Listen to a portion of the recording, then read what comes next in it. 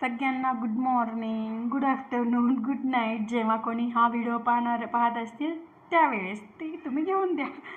मी आज भेळ बनवणार आहे. भेळ बनवण्यासाठी मी सगळ्यात अगोदर मुरमुरे फ्रायरमध्ये रोस्ट करून घेतले. 200 टेम्परेचर ठेवून 5 मिनिट मी रोस्ट करून घेतले, कारण बाहेर पावसाचं वातावरण आहे, त्यामुळे मुरमुरे नम पडलेले आहेत. मला कुरकुरीत भेळ बनवण्यासाठी कुरकुरीत मुरमुरेच आवडतात, त्यामुळे मी ते छान रोस्ट करून घेतले. त्यामुळे कुरकुरीतपणा आला. त्यामध्ये मी शेंगदाणेही टाकून घेतले होते. शेंगदाणे पण छान असे मस्त लागतात.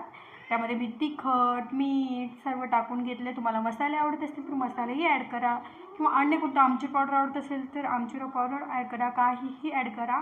तिखट मीठ विसरू नका. आणि त्यामध्ये मी फुटाणे, कच्चं ऑइल ॲड करून छान ते फरसाण टाकून घेतली. त्यानंतर कांदे टाकून घेतले, छान ते मिक्स करून घेतले. आणि सर्व करताना सुद्धा त्यावर कांदे आणि कोथिंबीर मस्त देऊन अशा प्रकारे मी सर्व करते. आणि ते खाण्यामध्ये खूप मज्जा येते. जेव्हा बाहेर पाऊस पडतो आणि अशी कुरकुरीत भेळ खाण्यात जी मजा आहे, भेळ खाल्यानंतर चहा पिण्यात जी मजा आहे, ती कशातच नाही माझ्या मते.